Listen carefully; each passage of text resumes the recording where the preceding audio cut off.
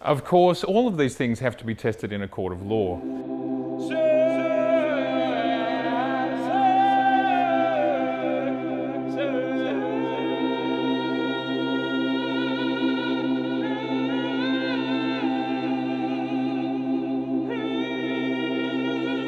I was an 18-year-old, I was studying media, I wanted to be a filmmaker, I had a camera, I rode my bike, I took photos, and after a while people said, oh, I really like them, can I have one? And then I thought, well, maybe I could sell them, and I started at a market.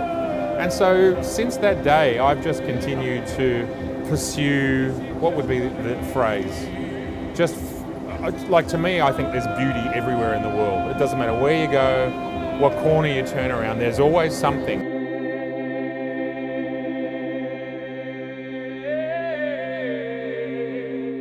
The moment I try and work out what other people want is the moment I'm over. Right. That is the moment I'm done. Okay. It's got to be, it's always been a tingle down my spine.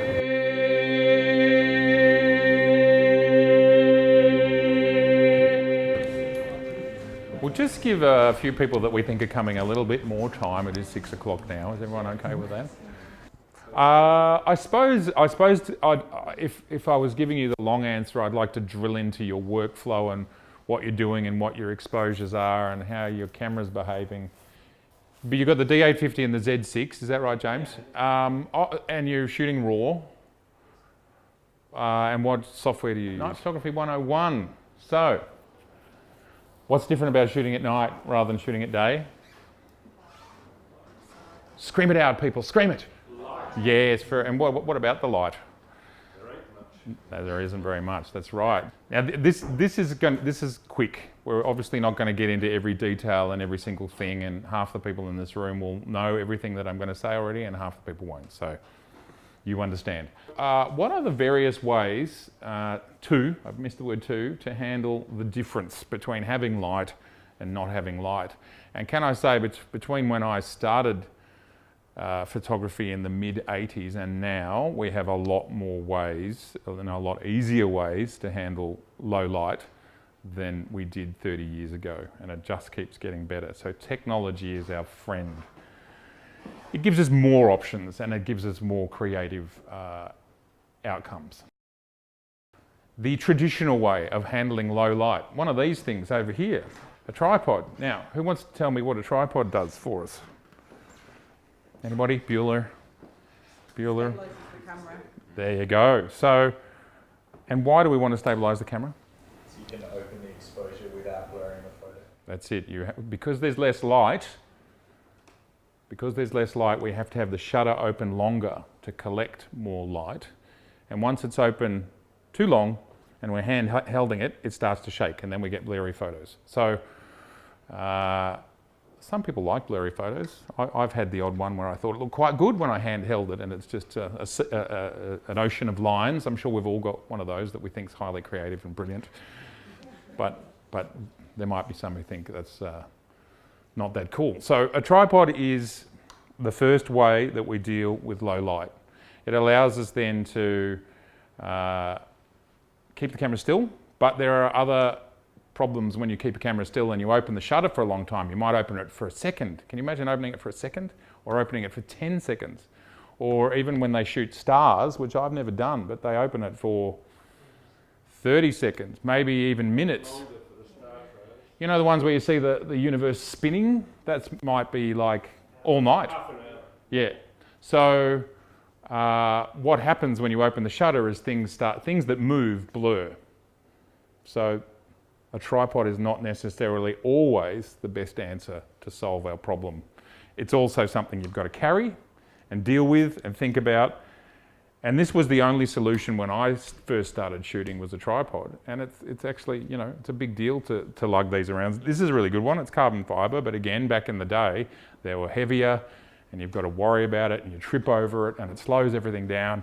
Shooting vertical is harder, although there's some great, what are those guys that make the frames?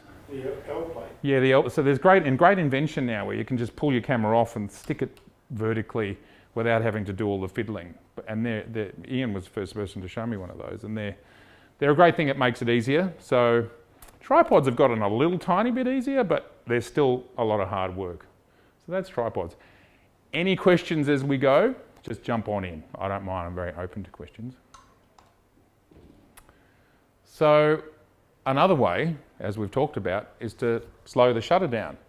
But when we slow the shutter down, things that move blur, and also if we're hand holding, we get blur. So slower shutter can work, but it depends on how steady your hand is, and it depends on whether you want to have, like that picture there where the garbage truck is moving. I really like that effect, and it makes that image better than if the garbage truck was in focus. So that's a creative decision, and that's one of those things where you go, will this work? It's okay. Like that was an 8-second exposure on a tripod. So sometimes it works in your favour, but of course handheld, you can't do it. Now there is a rule of thumb with lenses versus shutters. Please find yourself a seat. It's okay. It's all right. It's lovely to have you here, Michelle. Now let me see if I can remember how this goes, because it's just emblazoned in my brain. But basically, if your focal length, so you know how your lens might say 50 mil, or it might say 24 mil, or it might say 70 mil on it, your shutter speed should be double? Is that the minimum? I can't remember what it is. It used to be that. Okay. That's true. We won't deep dive into the difference in sensor sizes. That's one of those details that I'm very happy to talk about. I'll talk about it as we're walking around. So, well, we're going to get to that.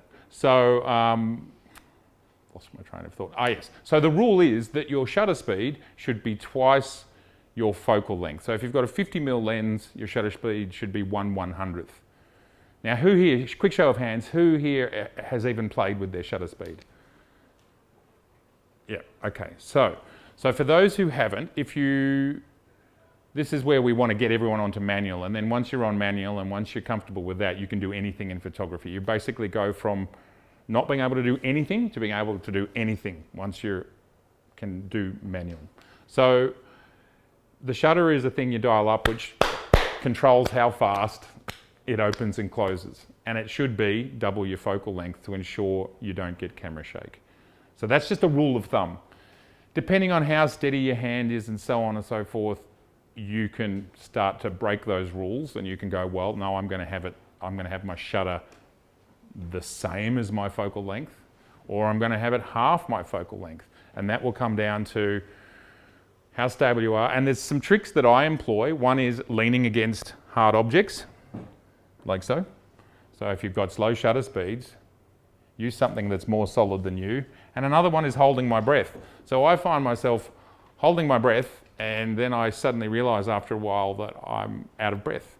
But that's another way to just ensure that there's no movement. So you can, and again, the wider the lens is, the more, what I mean by wide is when you look through, it's got a wide field of view, and a long lens or a telephoto lens is when you look through, it's got a very small field of view. The wider the lens, the more you can get away with slower shutter speeds. So what's great about digital is we can experiment. We can experiment with whatever shutter speed. You can go out there and go, you know what, I'm going to try my 24 mil lens at 1/12 of a second, half of what is that, a quarter of what it should be. And I can keep going even slower, and you can just keep shooting until you can see that it's not working anymore. And that just depends on how stable you are and what you're leaning against and so on and so forth. So that's a great way, if you don't have a tripod and you've just got to get away with taking a shot, find yourself something hard to lean against, hold your breath, and try. Because if you're at the Blue Mosque in Turkey and you forgot your tripod and there's the most amazing shot in front of you, don't go, oh no, I can't do it. It's not going to work. The camera says I can't do it. It's flashing at me, too low shutter. Take the shot, hold your breath. You might get it. So, yes. Yes. Just a point of order. Holding your breath's a good idea, but a better one is to release your breath, to line up the shot, release your breath, and when you're almost fully exhaled, that's the point you take the shot. Because if you're holding your breath, you're actually tense, Sure. and that will lead to a little bit of movement. So the rifleman's trick is that you fire, release the shutter when you're almost fully exhaled, because that's the point at which you're the most relaxed. Well, that's a good refinement. I like that refinement. It's sniper. All right. So that's shutter. Does anyone have any questions about shutter in regards to night? Because there's lots of questions in regards to shutter and other things like motorbikes. You want to have a fast shutter, but anyway, this is just shutter in low light and making it. Now, does everyone get when I say 1/100th of a second and 1/25th of a second? So this is just fractions. So a half is bigger than a quarter, and so it's the same in time. Half a second is more time than quarter of a second, and we're trying to collect more light when we're in low light. Anyway, anyone can ask at any time. Don't be shy. Okay, bigger aperture. Whew. Okay, so and guys, just if your heads are starting to spin, these fundamentals here are it. We're going to talk about 4 or 5 things, and they're it for photography, to be honest. Once you wrap your head around these things, you can do anything. So, because they're the basics of light exposure. Sure, you can shoot with flash and you can do all sorts of other things, but this is the basics of how your camera works and how you manipulate it to do whatever you want to do. So, well, this is the end of Focus Group Part 1, Shooting at Night. I'd love to know in the comments below, are you a tripod and slow shutter sort of person, or do you like to go the large apertures? Which one's for you? Thanks so much for watching. Please share, please like, please subscribe, please give us some love in the comments. All of it helps, and I look forward very much to seeing you for episode 2 of Shooting at Night with Focus Group next week. Okay, thanks for that, and bye for now.